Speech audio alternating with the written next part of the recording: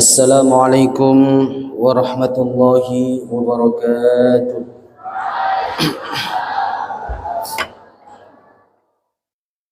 Alhamdulillah, alhamdulillahi rabbil alamin.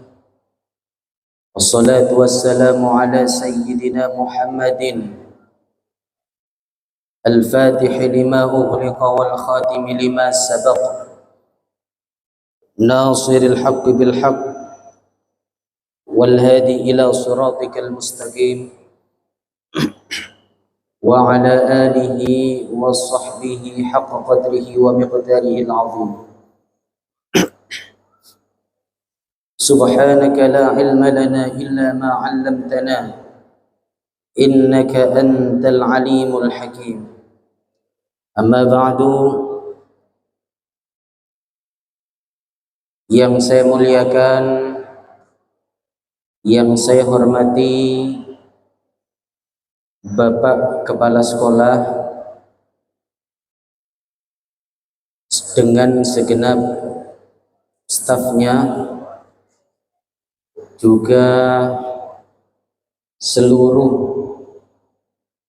staf pengajar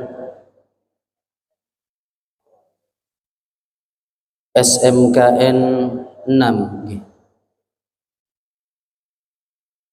Semoga semuanya diberikan kesehatan oleh Allah Subhanahu wa taala. Juga yang saya banggakan, yang saya cintai, segenap siswa dan siswi SMKN 6. Semoga semuanya diberikan kesehatan oleh Allah. Urusan pendidikannya diberikan kemudahan, dan kelak ketika lulus diberikan nilai terbaik oleh Allah. Amin amin Allahumma amin. Adik-adik sekalian, sehat semuanya? Alhamdulillah. Saya mohon maaf, tadi berpikir antara jadi berangkat atau tidak,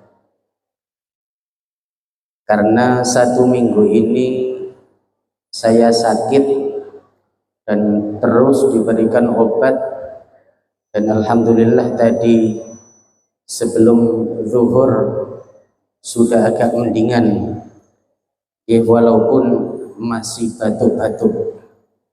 Jadi jika nanti ketika menyampaikan kajian ada selingan batuk-batuk, saya mohon maaf sebesar-besarnya. Yang membuat saya semangat ke sini adalah rasa kerinduan, rasa cinta, rasa ingin bertemu dengan adik-adik sekalian yang saya lihat Masya Allah semangatnya luar biasa. Hadirin hadirat, bapak-bapak, ibu-ibu, adik-adik sekalian yang sangat saya muliakan, mengawali pengajian pada siang hari ini seperti biasa, marilah kita haturkan puja dan puji syukur kepada Allah Subhanahu wa taala biqaulil hamdulillahi rabbil alamin. Karena jika tidak melalui nikmat Allah, jika tidak melalui pertolongan Allah, jika tidak melalui kemudahan yang diberikan oleh Allah, maka mustahil kita semua bisa berkumpul di aula yang megah ini. Oleh karena itu, kumpulnya kita sekalian pada siang hari ini merupakan momentum yang harus kita syukuri, merupakan kesempatan yang harus kita syukuri. Dengan kita syukur atas nikmat yang Allah berikan ini, semoga kita semua pada tahun-tahun mendatang diberikan kesempatan oleh Allah kembali untuk hadir, untuk berkumpul di majelis memperingati malam Isra Mi'raj Nabi Muhammad sallallahu alaihi wasallam.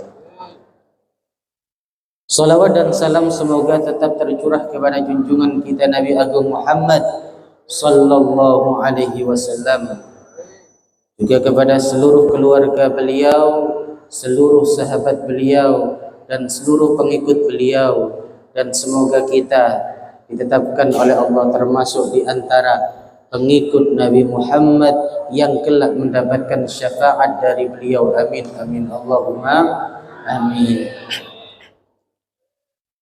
Adik-adik sekalian yang sangat saya cintai, tema kita adalah Isra Mi'raj dan salat kalau tidak salah tadi.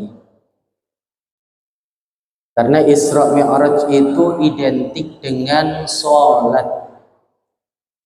Karena kenapa adik-adik sekalian? Kalau semua atau sebagian besar ajaran-ajaran Islam itu disampaikan melalui perantara malaikat Jibril alaihi salatu wassalam, maka salat itu istimewa. Untuk mendapatkan ajaran salat, untuk menerima syariat salat Nabi Muhammad sallallahu alaihi wasallam diundang oleh Allah Subhanahu wa taala. Siapa yang tahu Isra Mi'raj terjadi pada tanggal berapa? Tanggal berapa? 27 Rajab. Pinter-pinter sedoyo Pak Kepala Sekolah nih. Masya Allah.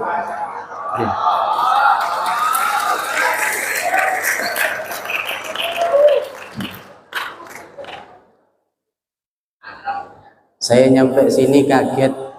Masya Allah, ganteng-ganteng semua, cantik-cantik semua. Kemudian tadi ada yang hafal surah apa tadi? Surah Al-Mulk. Adik-adik sekalian yang sangat saya cintai, 10 tahun masa dakwah Nabi Muhammad sallallahu alaihi wasallam di kota Mekah Al-Mukarramah itu adalah masa-masa yang begitu berat.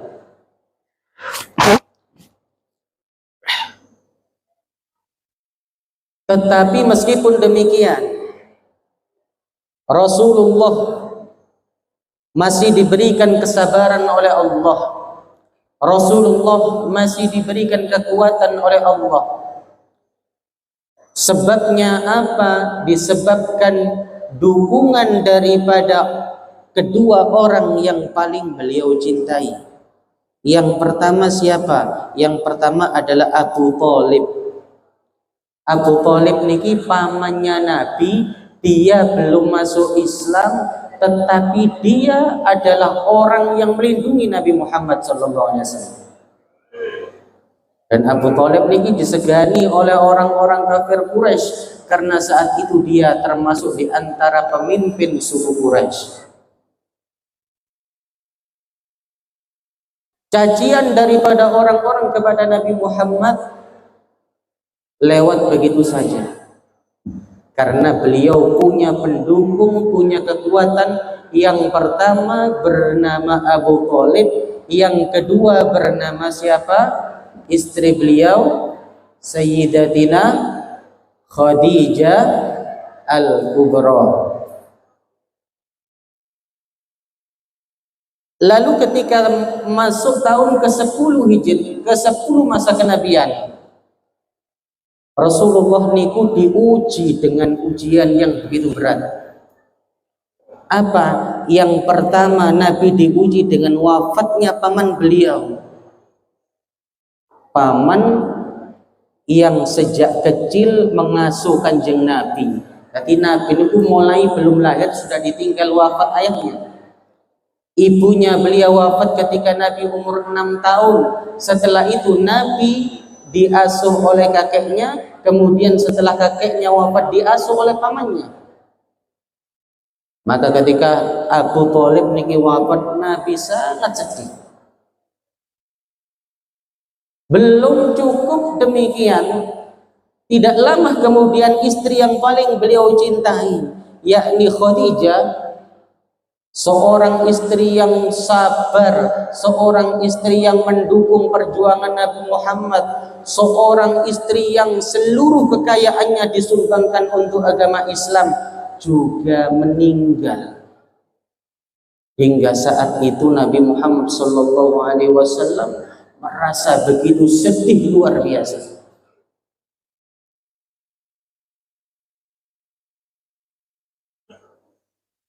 Adik-adik sekalian, seorang laki-laki atau seorang perempuan itu paling sedih biasanya ketika ditinggal pasangannya. Percaya napa mboten? Pasangan yang sah ya, bukan pasangan yang tidak. Jenengan semerap Pak Habibie. Pak Habibie ini kok pinter presiden, tetapi beliau jatuh ketika telah ditinggal wafat istrinya. Demikian pula Nabi saat itu, adik-adik sekalian, ditinggal orang yang paling beliau cintai, yakni istrinya. Tentu suasana hati beliau galau, suasana hati beliau sedih tiada kara. Lalu kemudian Rasulullah Sallallahu Alaihi Wasallam setelah ditinggal kedua orang yang sangat beliau cintai itu, rasa sakit, teror, intimidasi yang dilakukan oleh orang-orang kafir Makkah itu begitu menjadi-jadi. Jika ketika Khadijah kali Abu Thalib tasik hidup, orang-orang kafir niku masih sungkan untuk menyakiti Kanjeng Nabi. Tetapi ketika keduanya wafat, maka mereka tidak tedeng aling-aling. Nabi Muhammad dilempari batu, dilempari kotoran. Bahkan pernah suatu ketika Nabi Muhammad sholat di depan Ka'bah, kemudian ketika beliau sujud, beliau dibelai kotoran unta, beliau dilempari bangkai unta, sampai kemudian dibersihkan oleh putri beliau Fatimah radhiyallahu anha dalam keadaan menangis. Adik-adik sekalian, tidak lama setelah itu Nabi berpikir, kalau ketika aku menyampaikan dakwah Islam, orang-orang Mekah menolak, barangkali ada kota lain yang mau menerima dakwahku. Akhirnya beliau berpikir untuk berangkat dakwah ke kota Thaif yang jaraknya kurang lebih 90 km dari Mekah. Adik-adik pernah ke Thaif? Adik-adik pernah ke Thaif? Pernah nggih? Yang belum umroh saya doakan semoga bisa umroh semua. Mungkin ya umroh ada jalan-jalan ke kota Thaif, itu kota yang sangat indah.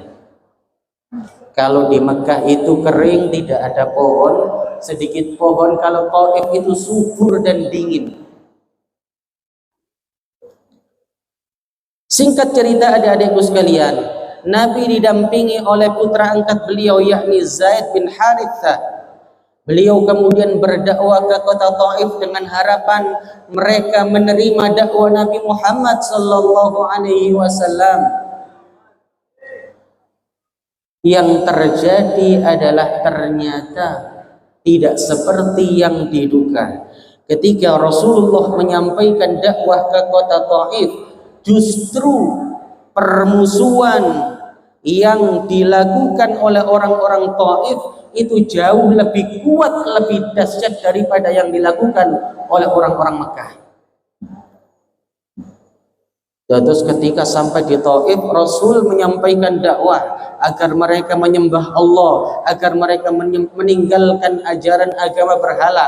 Yang terjadi beliau dicaci maki, beliau dilempari kotoran, beliau dilempari batu. sampai ketika beliau keluar daripada kota Taif, adik-adikku sekalian, masyarakatnya niku jejer kanan kirinya Nabi. Untuk apa? Untuk melempari Nabi kita Muhammad dengan batu bata. Sampai sebagian besar badan beliau mengeluarkan darah.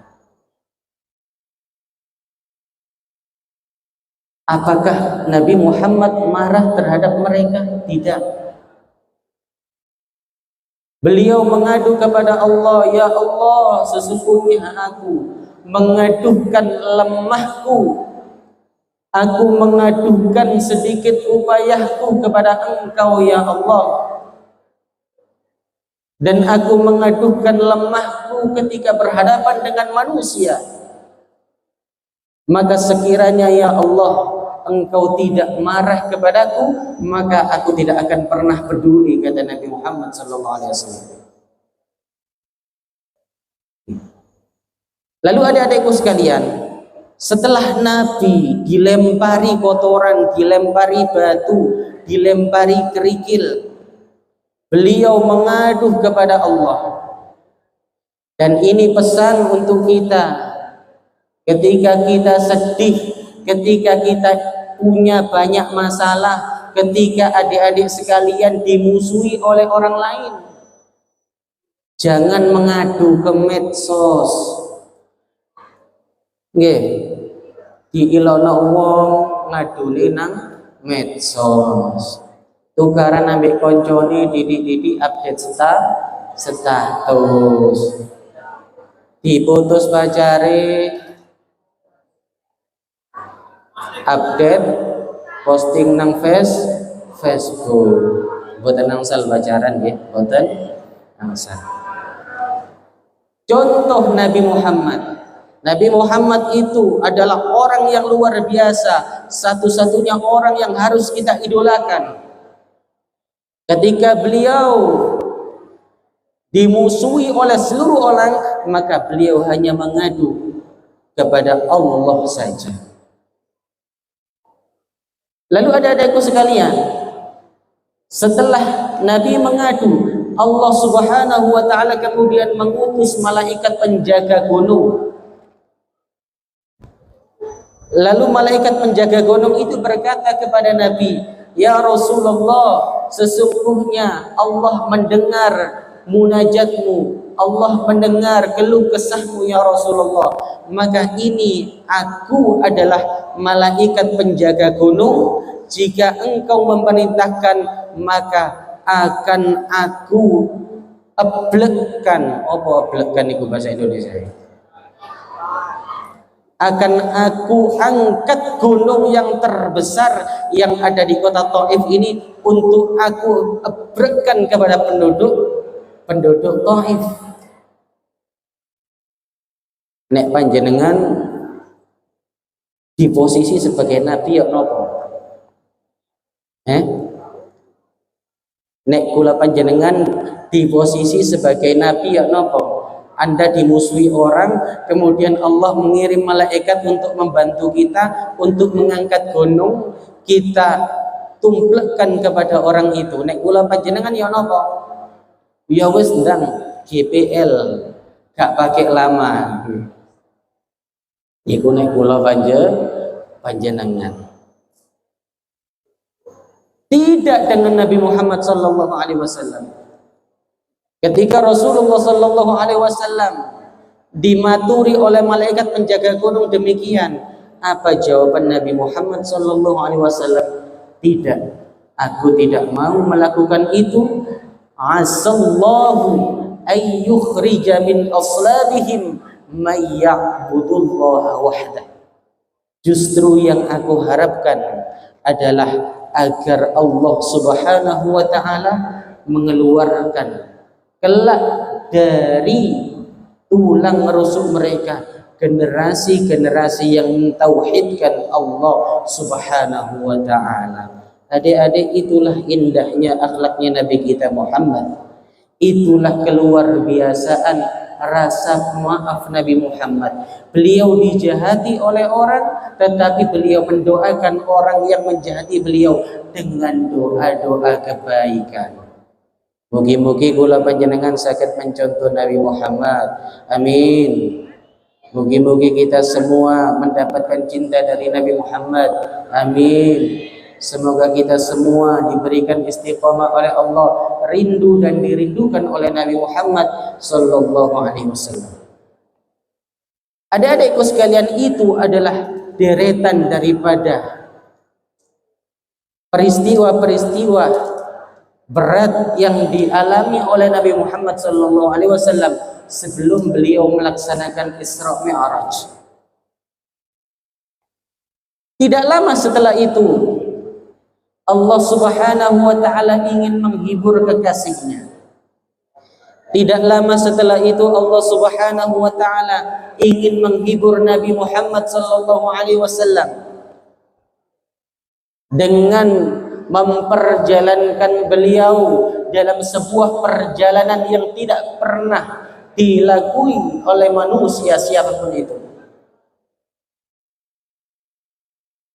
Allah Subhanahu wa taala berfirman, Subhanalladzi asra bi'abdihi lailan minal masjidil haram ilal masjidil aqsa alladzi barakna haulahu linuriyahu min ayatina. Maha suci zat yang telah memperjalankan hambanya Muhammad pada suatu malam dari Masjidil Haram ilal masjid menuju Masjid Al-Aqsa agar kami perlihatkan kepadanya tanda-tanda kekuasaan kami. Lalu kemudian adik-adikku sekalian, Allah mengutus malaikat Jibril. Allah mengutus malaikat Jibril dengan didampingi oleh satu malaikat lagi dan didampingi oleh Buraq. Pada suatu malam ketika Rasulullah berada di dalam kamarnya, beliau didatangi oleh mereka. Yang pertama adalah bahwa kemudian Nabi Muhammad dibelah dadahnya, dikeluarkan hatinya untuk dicuci, untuk dihilangkan dari penyakit-penyakit duniawi. Terus Kanjeng Nabi niku pernah dibelah dadanya berapa kali adik-adik? Berapa? 50 yo Bos. Pernah 4 kali. Ketika Nabi masih kecil, ketika beliau akan balik, ketika beliau akan diangkat menjadi Rasul, yang terakhir ketika Nabi mau melaksanakan Isra Mi'raj. Setelah itu ada adikku sekalian, dengan didampingi oleh malaikat Jibril, Nabi kemudian naik binatang yang bernama Buraq. Buraq niku lebih kecil daripada kuda, lebih besar daripada keledai. Semrap keledai ya? Semrap keledai. Jadi bentuknya pertengahan dan Buraq itu punya sayap. Sampeyan bayangno koyo TV-TV ngoten niku lah. Dan Buraq itu perjalanannya yang dilalui oleh Buraq begitu cepat. Lebih cepat daripada cahaya. Lalu kemudian Nabi Muhammad sallallahu alaihi wasallam berangkat dari Mekah menuju Masjidil Aqsa. Semerap Masjidil Aqsa adik-adik. Semerap nama badan. Tengbundi Masjidil Aqsa ini. Tengbundi. Panjeran. Oh Palestina nggih. Nanti mriko. Nanti nama badan. Badan sami kula nggih dereng. Kemudian adik-adik, Nabi Muhammad sallallahu alaihi wasallam dengan didampingi oleh malaikat Jibril berangkat daripada Mekah menuju Palestina. Kemudian beliau tiba di Masjid Al-Aqsa. Di situ kemudian Nabi Muhammad sholat menyolati seluruh arwah-arwah daripada para nabi dan rasul-rasul sebelum beliau. Maka ini menunjukkan bahwa Nabi Muhammad sallallahu alaihi wasallam itu adalah pemimpin daripada nabi dan para rasul. Setelah dari Masjidil Aqsa kemudian beliau naik ke langit. Di langit pertama Nabi Muhammad bertemu dengan ruh Nabi Adam. Kemudian naik lagi langit kedua. Di langit kedua Nabi Muhammad sallallahu alaihi wasallam bertemu dengan ruh Nabi Isa dan Nabi Yahya. Di langit ketiga Nabi Muhammad bertemu dengan ruh Nabi Yusuf.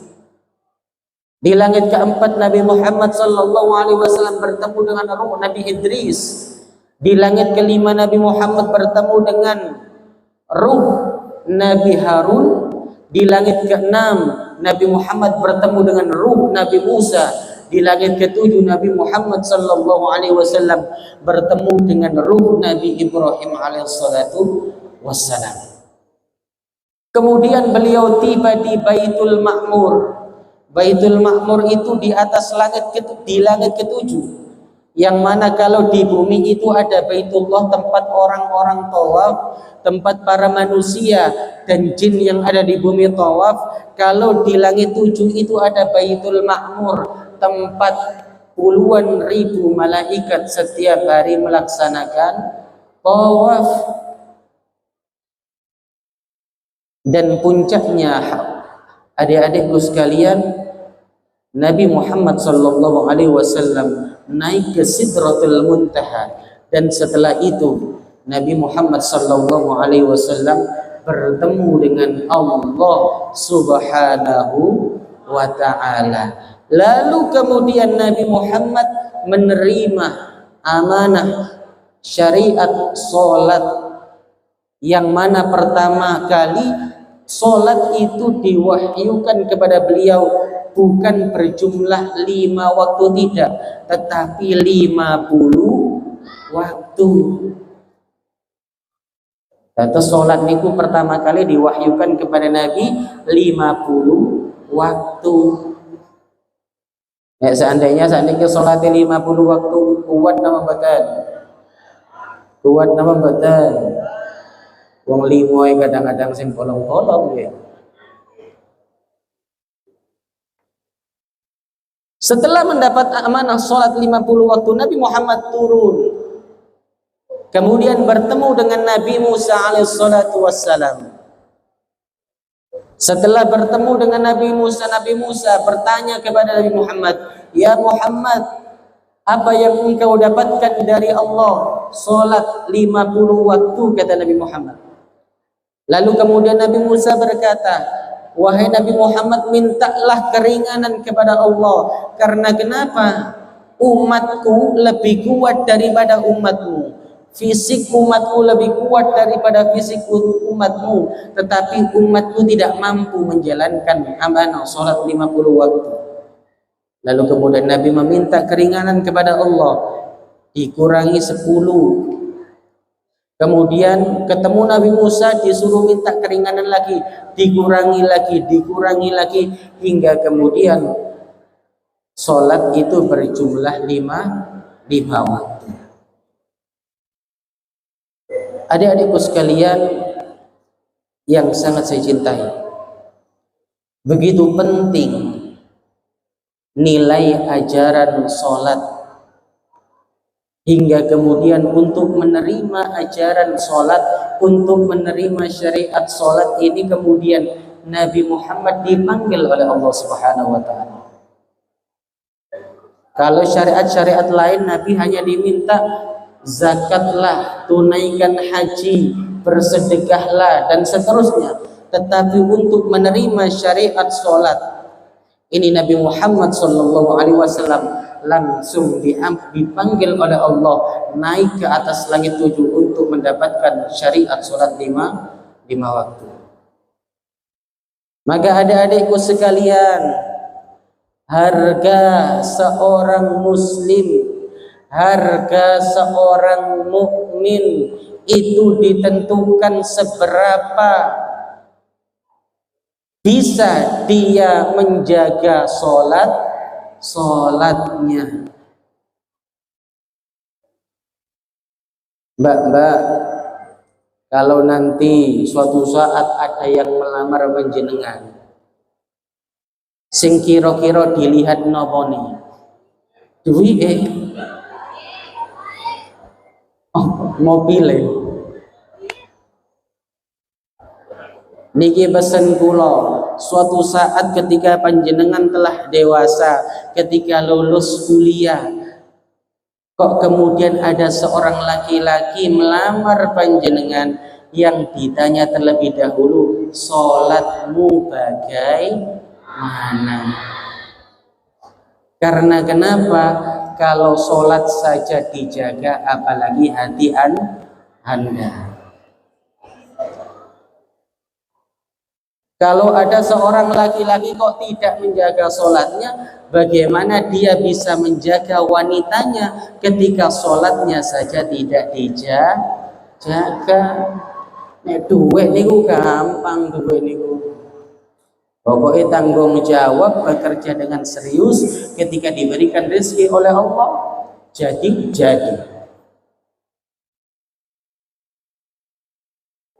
Adik-adikku sekalian, Nabi Muhammad sallallahu alaihi wasallam begitu pentingnya salat ini hingga beliau mengatakan, awwalu ma yuhasabu bihi al-'abdu yaumal qiyamati salatu. Kelak pada hari kiamat, amalan yang pertama dihisab oleh Allah adalah salatnya. Kalau salatnya bagus, amalan-amalan lain meskipun tidak begitu bagus akan ikut bagus. Tetapi sebaliknya, jika ia adalah ahli ibadah, ahli sedekah, ahli maca Quran, ahli ibadah-ibadah lainnya, tetapi sholatnya bolong-bolong, maka ibadah yang sebelumnya bagus akan ikut tidak bagus. Oleh karena itu, adik-adikku sekalian yang sangat saya cintai, di kesempatan yang berbahagia ini, di momentum kita memperingati malam Isra Mi'raj Nabi Muhammad sallallahu alaihi wasallam ini, pelajaran yang terpenting apa? Jagalah sholat kita.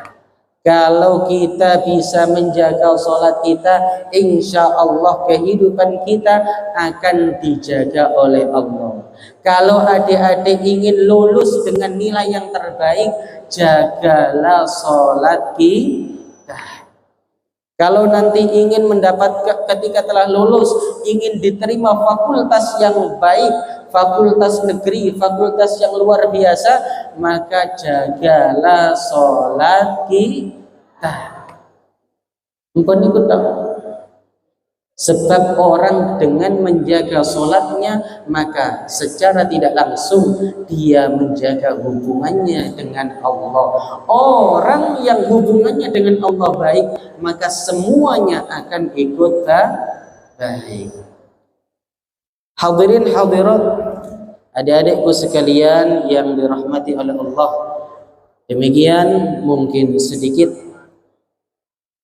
materi yang bisa saya sampaikan pada pertemuan kali ini. Ada tanya jawab, Ustaz? Betul. Ada yang ingin tanya apa betul? Ada?